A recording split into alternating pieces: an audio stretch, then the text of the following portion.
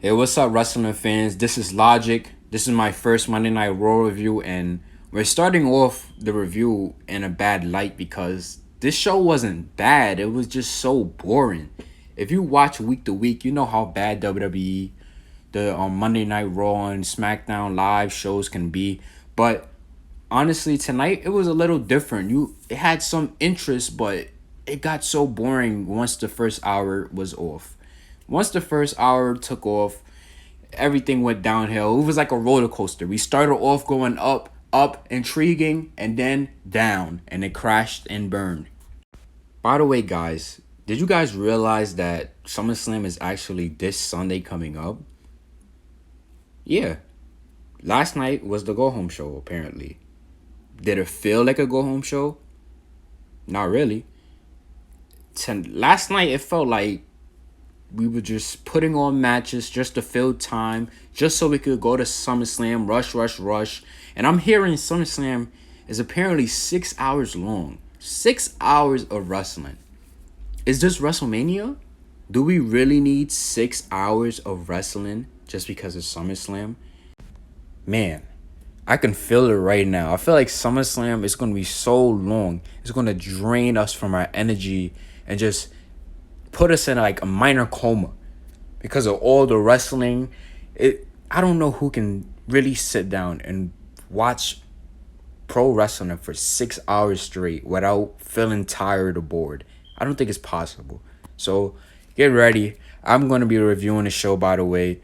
So it's going to be a long night for me that night. But anyways, guys, I had to record this the next day. I could not record it that same night as Monday Night Raw because I had work the next day.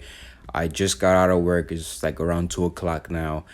And I'm trying to like process all my thoughts together because the show that we got, I can remember it pretty well. Wasn't that exciting. And let's talk about this build real fast. What is this build to SummerSlam, yo? We only had 3 weeks of build and we haven't really gotten any storyline continuation. It's been like I say about the Roman Reigns storyline, that's the only storyline that continued. Everything else was just put together in a typical basic way. Like there's no type of feel or type of like importance, you know what I mean? Like everything doesn't feel important. It feels like we're just having these matches because it's SummerSlam. Like it's just a regular old pay-per-view. No one don't cares. Just throw it together. I don't know. This is the things that's going on in my mind when I'm watching this show. And I hope you guys agree because some things just don't make sense or some things are just overused and over just tiring. You know what I mean? I give this one thing though.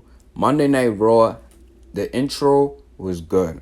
We actually opened with the highlight package of the intro. You know, when Monday Night Raw or SmackDown used to come on and you hear the theme song and you see all the superstars, the highlights or whatever, the video package. We saw that with some of the current superstars. It was like newly edited. I enjoy that. Why don't we have that more often? Why do we usually hear Tom Phillips or Michael Cole, welcome to SmackDown Live? That's not really a big introductions, a part of me. Yeah, like an intro is way better. It gets you pumped up, it gets you hyped. All we need is pyro now. That's all we need. Just add the pyro back in and we on the right foot, making this show a little better. As we transition from the intro into Monday Night Raw, the first thing we see is an angry Samoa Joe standing on the commentator's table. And Joe is basically upset because people are falsely accusing him of being behind Roman Reigns' attack.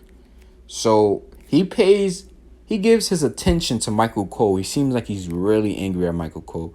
So he's asking Michael Cole, why are people saying it's him? And Michael Cole basically says there was a poll put out for the WWE social media, and majority of the WWE universe thinks it's Samoa Joe. There's actually 80% of the people chose Samoa Joe. Joe says the WWE universe are 80% idiots, basically.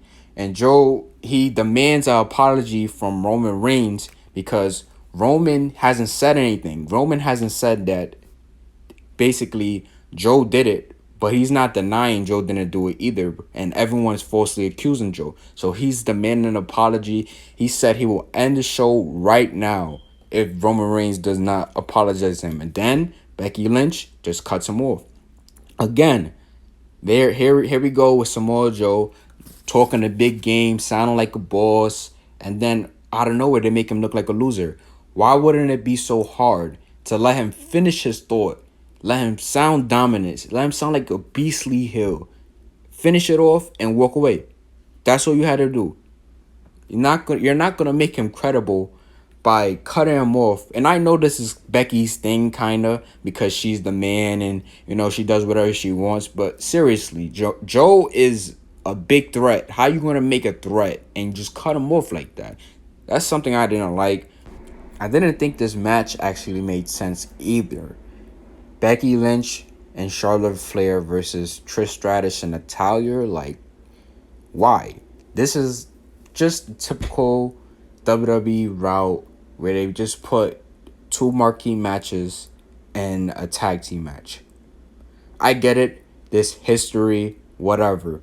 But at the end of the day, this doesn't make sense. Why couldn't you guys keep Charlotte on SmackDown and build Trish and Charlotte on SmackDown and keep Becky and Natalya on Raw? You guys just rush. You see what I mean? They put two of these matches in and they merged them into one to rush. We only had 3 weeks build.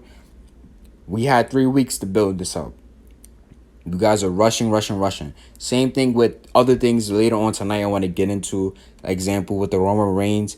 Why didn't we see this Roman Reigns getting an attack angle like the first week?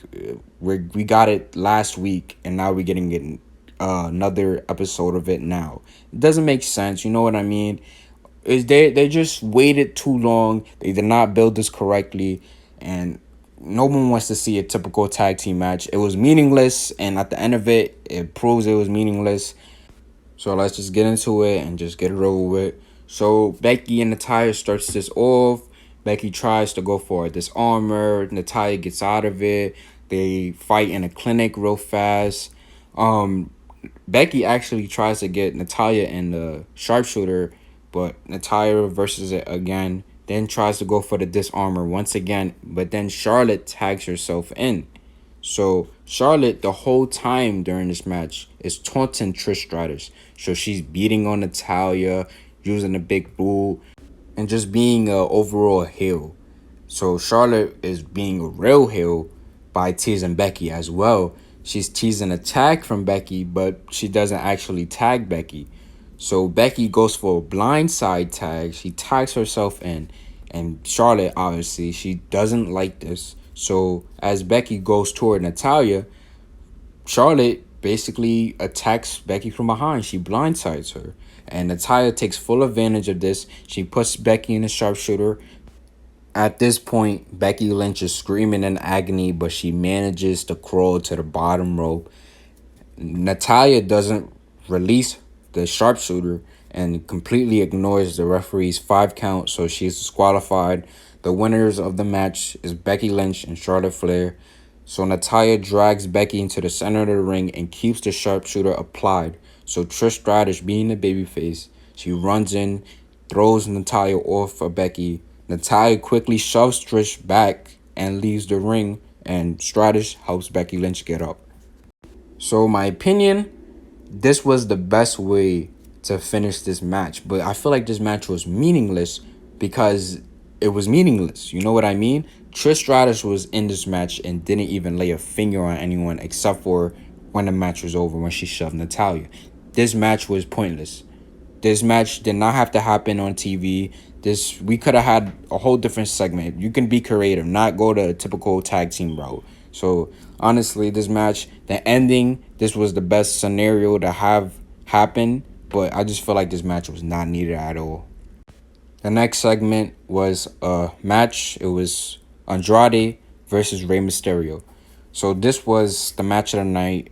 This was the loudest the crowd has gotten. This was like the peak of the crowd. Basically, this was the mid-card that excited the whole crowd. It's something about Rey Mysterio and Andrade Cien Almas. When they're in the ring together, magic happens. They have so much chemistry, everything just works out perfectly. And I'm not understanding why Rey Mysterio or Andrade aren't champions right now. Why is this not like one of the mid card feuds that is thriving right now? This can be a championship match right now. This had the excitement of being more than just a regular normal match. And I'm looking forward to more stuff that these guys are gonna put on. Probably this was probably their best match.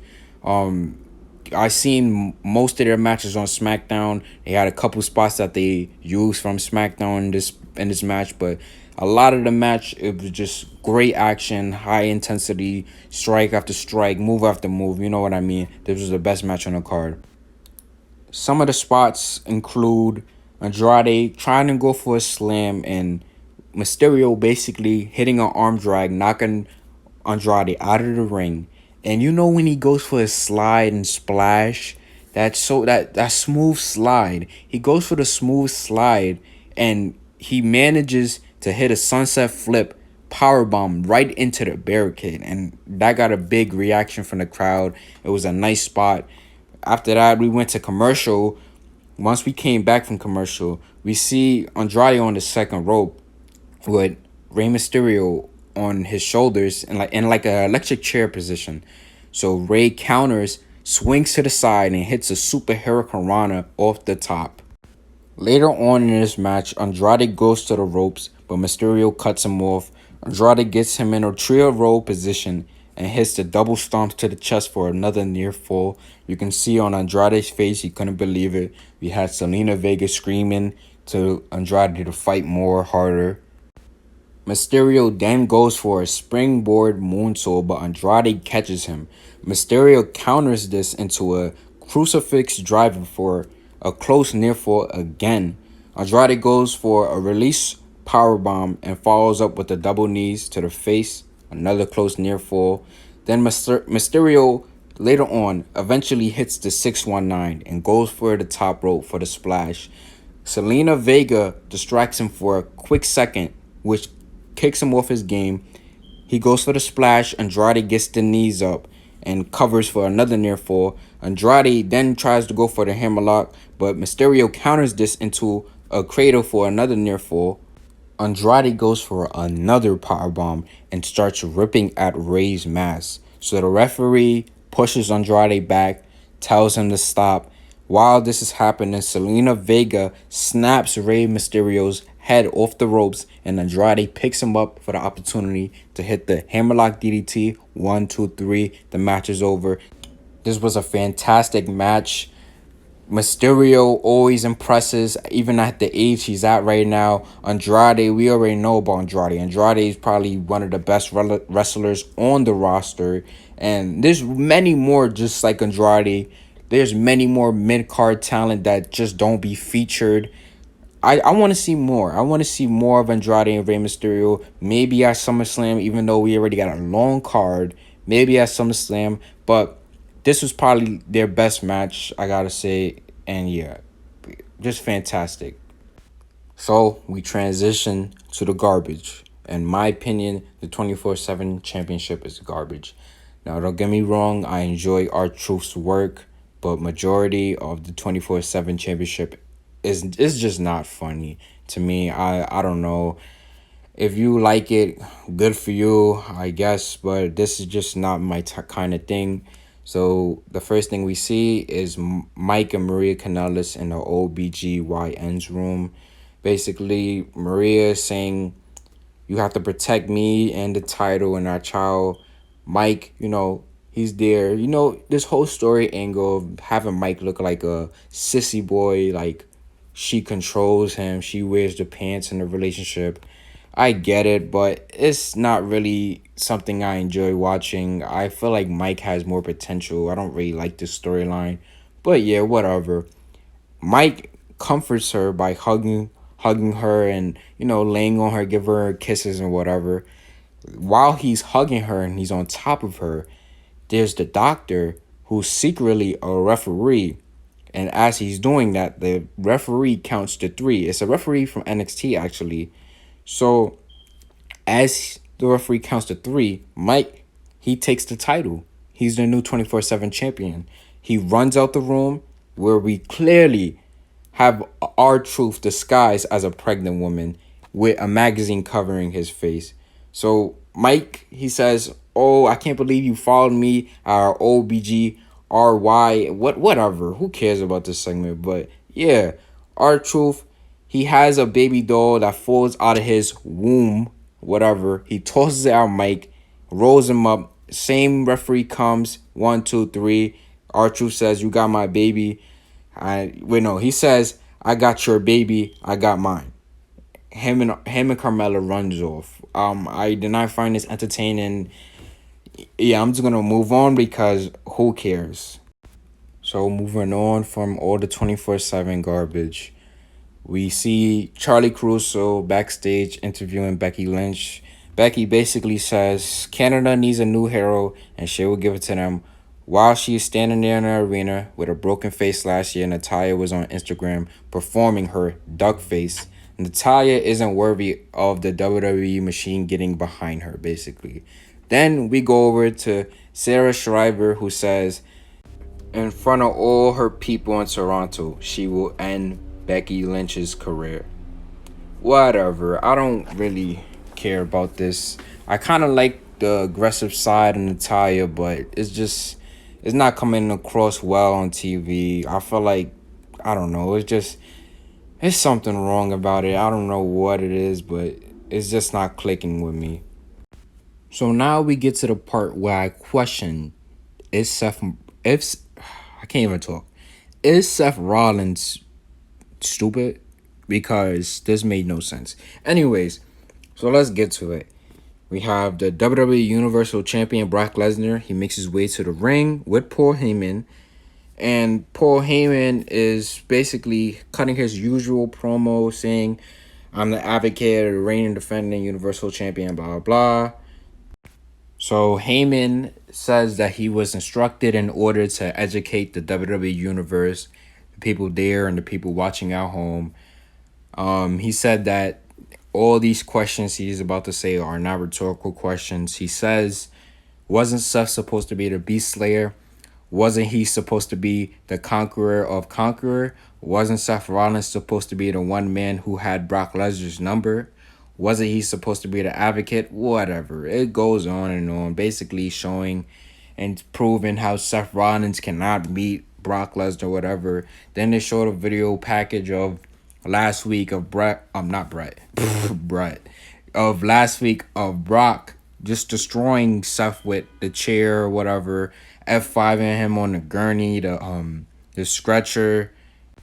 Heyman says he's dropped down to one knee and begged Lesnar to show mercy to Rollins since WWE needs a hero. What Lesnar did was borderline criminal.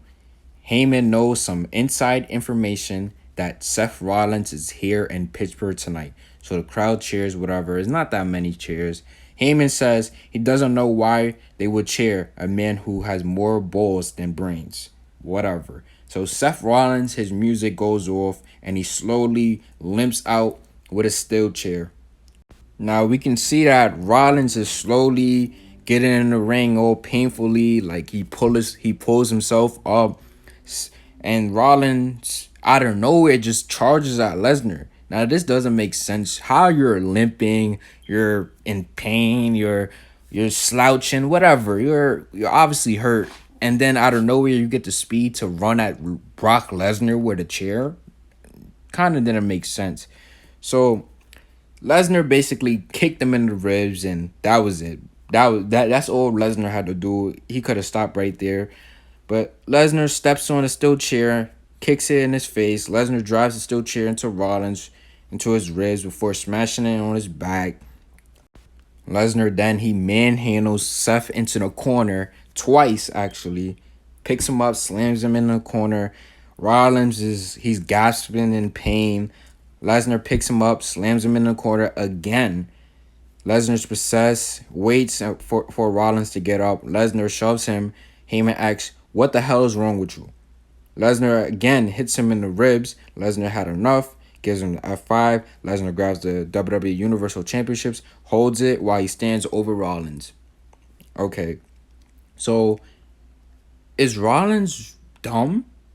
What was the point of coming out if you know you're injured and you know you cannot compete? What was the point? The Was this to build sympathy for Seth Rollins? Because honestly, I had no sympathy at all. You're an idiot. You are an idiot for running out with a chair, thinking you're gonna win after what happened last week. First of all, to me, it's not even believable that he can make it next week. It's not even believable that he would show up. Now, if they wanted to do a surprise that Seth Rollins showed up, whatever, at SummerSlam, I would do that. But what was the point of him coming out this week? To get beat up again? To have sympathy? I don't listen, man. This is just not working. Honestly, in my opinion, they literally gave him the ball. They made him the man. They took Roman down a bit and they made Seth Rollins the man. And he's just shown that he's crumpling. He's showing that he's not a good baby face. He's not believable on my part. I don't know. To me, he's not the guy no more. I truly thought that Seth Rollins was the guy when he was Intercontinental Champion. Now that he's actually the guy, he's not believable. And it sounded like the crowd didn't care either. They didn't even boo. They were actually cheering one more time when he hit the F5. That's not good when you're a babyface. So we had a commercial, and when we came back to Raw, we seen that Brock actually attacks Seth again during the commercial break. He hits another F5, and then we see Rollins slowly pulling himself up with a microphone. And Rollins says it's gotten to the point where he has to ask himself if it's all worth it. You love something so much that you do anything to protect it and make it safe, even if the thing that you love keeps you getting beat to a pulp inside and out week after week after week. So while he's saying this, the crowd is saying what? What? They're giving him the what treatment, the Stone Cold what? So I'm not understanding. WWE try to make us feel sympathetic for this guy. And the crowd is saying what after he just brutally got attacked last week and the same thing happened this week. This guy is not the guy. Sorry, Seth. I liked you at one point, but I don't even know. I think a heel turn is what he needs. He needs something different. This face run is not running or not working. This is just horrible. But Rollins answered yes. This is all he is. Every second, every day, this is all he ever wanted. Rollins says this is all he got. He'll be at SummerSlam and he'll beat Brock Lesnar. I guarantee it. If he beats it, I guarantee it, I'm going to give a bad review because this is horrible. Horrible. This is coming to Roman Reigns Superman status. Are you kidding me? This guy has been brutalized. He should not even be on TV, but he's guaranteeing that he's going to beat Brock Lesnar. I hope that he does not beat Brock Lesnar. I want Brock to have a whole new challenger. Even though I don't really like Brock as champion, I'd rather him than seeing Seth right now. So the next segment, we had Kurt Angle. Charlie Caruso was interviewing Kurt Angle. Kurt Angle, they're in Pittsburgh, so Kurt Angle's there. He said it's great to be back. And then the Street Profits, the NXT champions, they just come and they introduce themselves to Kurt Angle. So they're basically promoting NXT TakeOver Toronto, which is this Saturday before SummerSlam. The Street Profits say their game plan of intensity, integrity, and intelligence has made them thirsty. So Angelo Dawkins decides to beatbox Kurt Angle's theme, and Montez Ford grab their two signature red cups and start pouring milk in it. Angle says he promised his wife that he wouldn't do anything crazy, and Dawkins asks Kurt Angle if he's Kurt Angle or Mike Kanellis. So it's like a little shot at Mike Kanellis, whatever. Angle then agrees, oh yeah, let's have some milk. They're going to go for a toast, but Drew McIntyre cuts them off. McIntyre warns Kurt to call the match with Cedric Alexander down the middle because last time they were in the ring together, McIntyre made Kurt tap out to the ankle lock, his own move, and he says that he will crack his skull if he doesn't call it down the middle. The next segment was a disappointment to one of my favorite teams, the War Raiders from NXT, the Viking Raiders, quotation marks. They're facing local jobbers again. Now, listen, the War Raiders have been on the main roster since April, and that's like 4 or 5 months ago. Why are they still facing jobbers? This doesn't make any sense. They are not facing any credible teams. They're just killing jobbers. That's not fun to watch all day. How many jobbers do they have to run through to actually get some real competition? To be honest, they're killing everything about them. They don't even get any reaction when they come out because no one doesn't care about them. And they were so awesome and innovative in NXT. They just need to go back to NXT, honestly, in my opinion. They're just wasting them. So after that horrible squash match that we've seen like a billion times now, we actually got a very nice heartwarming tribute for a legend, Harley Race, who passed away recently, I think 2 days ago. It's pretty sad having wrestlers, legends passing away. It's just another wrestling mind that we don't have, we can't benefit from using. It's pretty sad, man. I myself have not watched a Harley Race match ever because I'm on the young side. I'm only 19, but I respect all his work that he done in the past. I know the name, I know the face, but yeah, RIP to Harley Race. Hey guys, I just want to know, please comment in the comment section. Do I sound dull? Do I sound bored? Do I sound dead? Only reason I sound like this is because Monday Night Raw was so boring.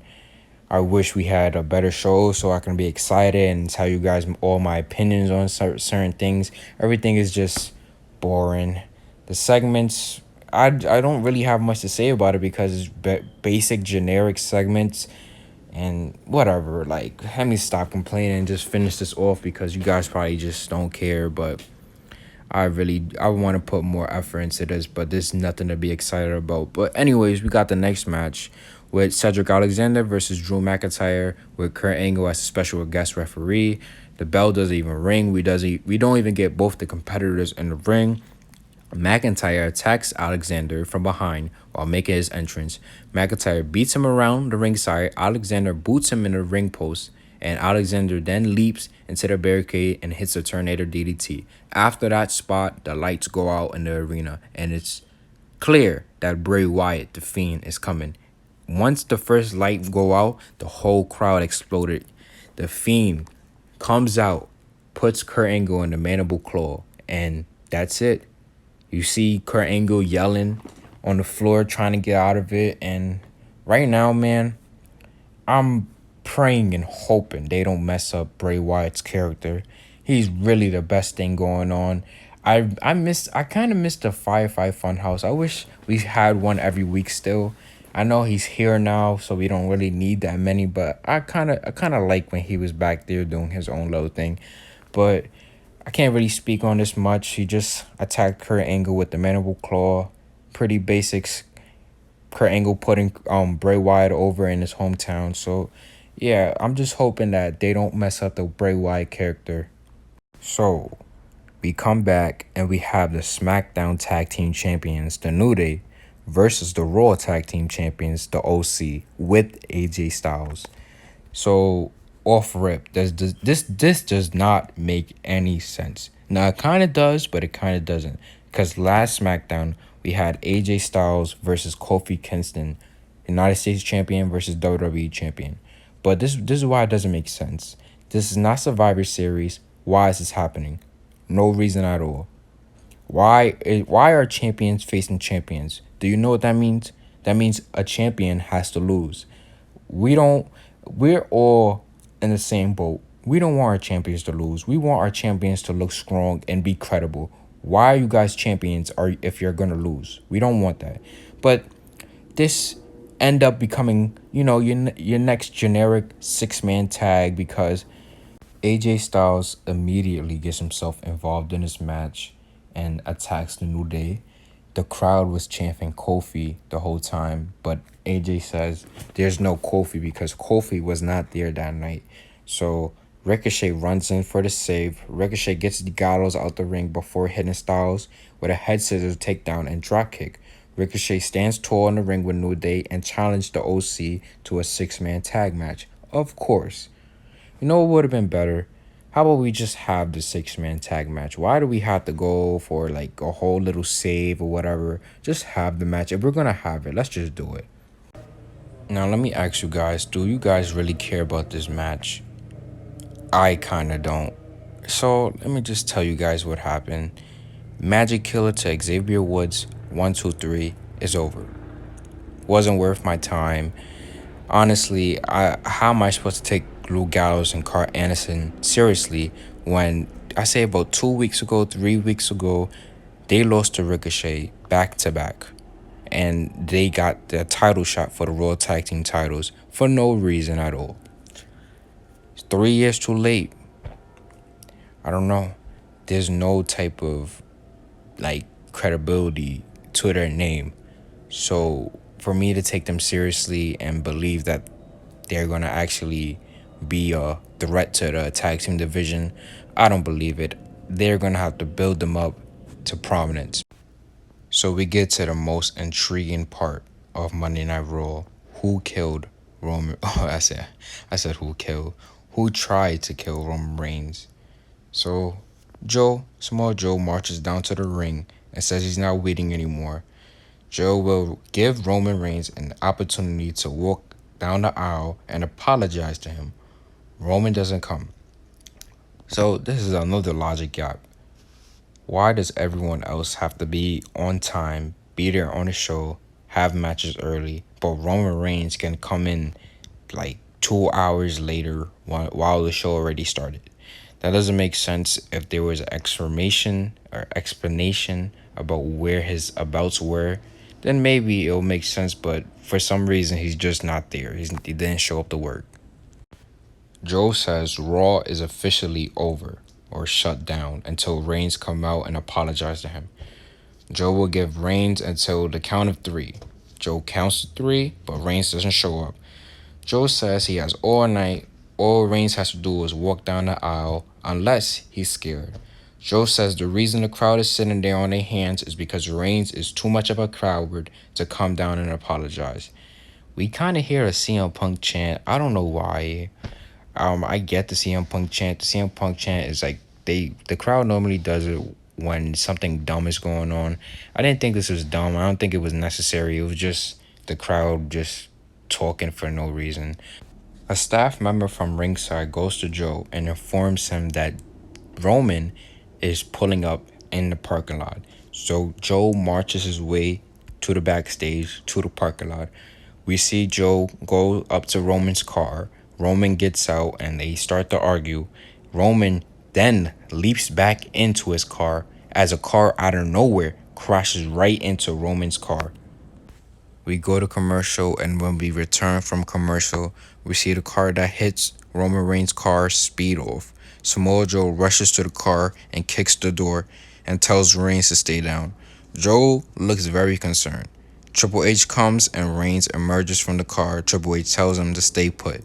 So what I got out of this was, I wouldn't say Joe is a baby face because of his actions, because if anyone got hit by a car, what do you react like that? But still, Joe's the probably one of the best heel talkers. He can make you believe in him.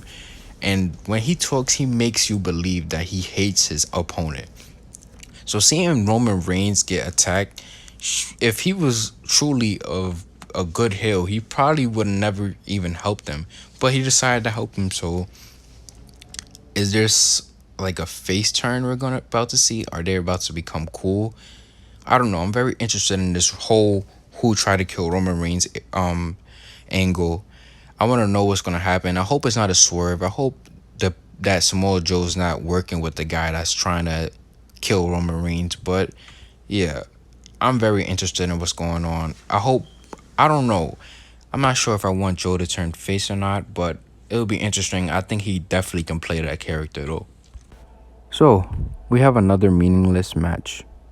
We have a fatal four-way tag team match with Alexa Bliss and Nikki Cross, the Kabuki Warriors, Fire and Desire, and the tag team champions, the Iconics. And can you guess who wins? Alexa Bliss and Nikki Cross. I want to know why. Alright, so I kind of get this. The Iconics, they haven't done nothing with them, so maybe they're just trying to take the titles off of them because they weren't working, but that's their fault. So they just moving the titles from one hill to the next hill, but that is not an excuse. This was meaningless. If they were going to do this, they should have gave it to Asuka and Kairi Sane. I'm assuming this match was supposed to be for SummerSlam, but SummerSlam is already long enough, so I guess this match had to be cut. But I'm not understanding why Asuka and Kairi Sane could not win this. They're actual good wrestlers, and the crowd would have popped big for them. Now, I see the agenda with Alexa Bliss. She's getting her push might be even stronger than Charlotte's push. Listen, Alexa Bliss cannot wrestle as good as most of the WWE women's roster. In my opinion, this was just a waste of time and a waste of titles. Honestly, I would just abolish those women's tag team championships because so far, Sasha Banks and Bayley, they were screwed for their title reign, and it went to the retards, the Iconics, for no reason, and they did nothing with it. And now it's on Alexa Bliss just to make her stats look better. I don't know, whatever. It's really annoying, whatever. So, to end the show off, we have the last segment. I don't know why this ended the show. I mean, I do know why, but I don't know why this ended the show. Everybody knew exactly who was going to come out. So we have Miz TV with Shawn Michaels and Dolph Ziggler. And I'm not even going to get into this. You guys, this is not even worth it. The crowd was literally chanting Goldberg. So it was not no surprise. Everybody knew. Basically, Dolph Ziggler, like an idiot, signs the contract without reading it, thinking he's going to face The Miz. Miz says he's not facing him. Dolph looks at Shawn. Shawn looks at him back and says, I'm not facing you either. Then Goldberg comes out, whatever. Goldberg signs the contract, says, Dolph, you're next. And then Dolph Ziggler, as Dolph Ziggler's walking back to the stage, he turns around and gets a sweet chin music. That was the best part. But yeah, that was Monday Night Raw. Did it sound exciting? No. It's very boring. Super boring, actually. So let me just finish this off. I'm very tired of just talking about this. This was very boring just to go back and look at. I will be recording SmackDown. You will not get it tomorrow. Well, today. Today's Tuesday. Well, you will not get it today. You'll get it tomorrow on Wednesday because my schedule, I cannot stay up that late because I work in the morning. So after I get off of work, which is 2 o'clock, I will record this and I will upload this to YouTube later on. Anyway, guys, thank you for listening to my podcast and my thoughts, my opinions on this product. This episode was pretty dull, boring. As you can hear in my voice, I don't really want to talk about this, but this is something I really want to do. So I'm going to continue. Don't matter how boring and bad it is, I'm going to continue. So you can guys go look at my description. You can see my Twitter. Go follow me on Twitter. You can see my thoughts live while I'm watching the show. And most importantly, comment, like, and subscribe. Thank you guys for listening.